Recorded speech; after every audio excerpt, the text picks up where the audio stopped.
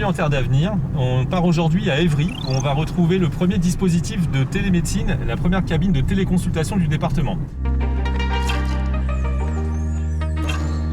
On va donc retrouver Franck Leduc qui s'est occupé du déploiement de la télécabine sur le département et c'est même moi qui vais me prêter au jeu de la téléconsultation.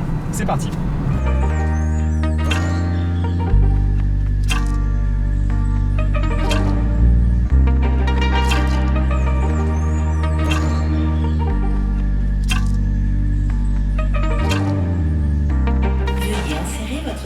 Dans le lecteur situé face à vous.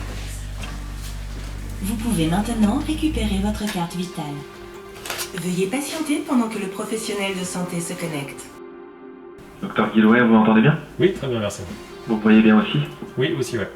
Je me mets en connexion avec vous en téléconsultation de Normandie, là, je suis à Caen. Qu'est-ce que je peux faire pour vous? Une consultation de routine.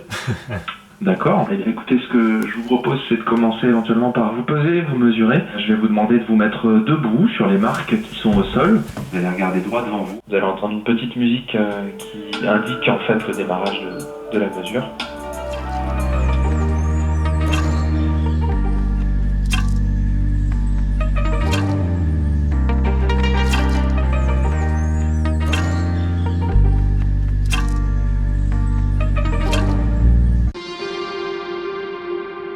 Parfait, encore une mesure normale, 13,8, pas de souci particulier. Pour un examen un peu général, il n'y a absolument pas d'anomalie. À la fin de la consultation, j'imprime simplement les différentes constantes qu'on a prises ensemble. Vos résultats sont en cours d'impression.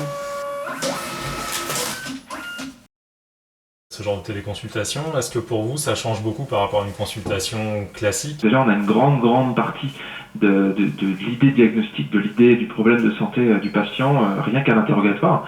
Ce qui fait que qu'on soit en présentiel ou en téléconsultation, finalement, on va avoir la même interprétation pour ça. La tension, la fréquence cardiaque, le poids, la taille, l'auscultation, regarder la gorge, regarder les oreilles, va nous apporter une autre vision clinique. Alors il va manquer encore un dernier élément, c'est la main, c'est le fait de pouvoir vous palper. Et là, dans ce cas-là, on est forcément un petit peu limité en téléconsultation. Sur la qualité de la mesure, sur des mesures chiffrées objectives, ça change pas grand-chose. Sur la fréquence cardiaque, tension, tout ça, ça va pas changer grand-chose. Par contre, effectivement, sur la partie un peu plus visuelle, ça peut jouer un peu et la dextérité du patient va rentrer en jeu. Et en termes de qualité de résultat, c'est assez performant. Franck Leduc, bonjour. Merci, vous êtes directeur du développement chez H4D qui a développé cette cabine de téléconsultation. Donc ici à Évry, on vient d'essayer une première consultation. C'est assez bluffant parce qu'on pensait que ça allait être un petit peu peut-être distant par rapport au médecin, mais en fait c'est complètement différent. Qu'est-ce que vous pouvez nous en dire? Effectivement, c'est une expérience, vous l'avez dit, bluffante, et c'est le propre en fait du dispositif et de la solution qui a été portée et créée par un médecin, le docteur Franck Bodino, qui est un principe en fait de télémédecine clinique.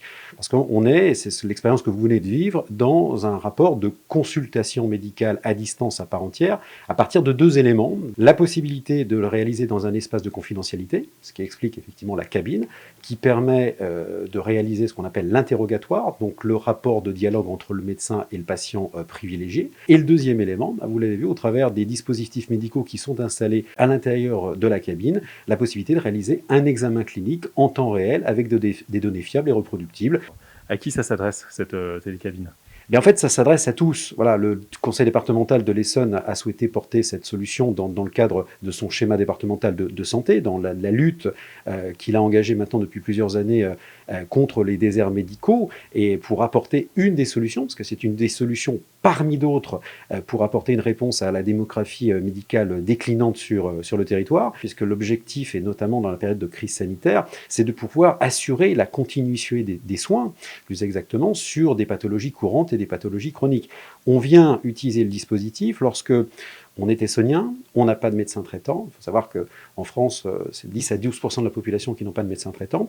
Ou lorsqu'on a un médecin traitant, mais qu'on ne peut pas effectivement, et la situation est encore tendue aujourd'hui sur ce sujet-là, pouvoir y avoir accès dans un délai qui est considéré comme un délai raisonnable. L'idée et le travail qui est en cours aujourd'hui, c'est de mobiliser, de sensibiliser les professionnels de santé du territoire et aux côtés du département, bien de les former et pourquoi pas aussi de les mobiliser, de les inciter à faire de la téléconsultation. C'est aussi et avant tout un élément pour un médecin de télétravail. Et voilà, la téléconsultation dans la première télécabine du département, c'est terminé. On se retrouve une prochaine fois en Terre d'avenir.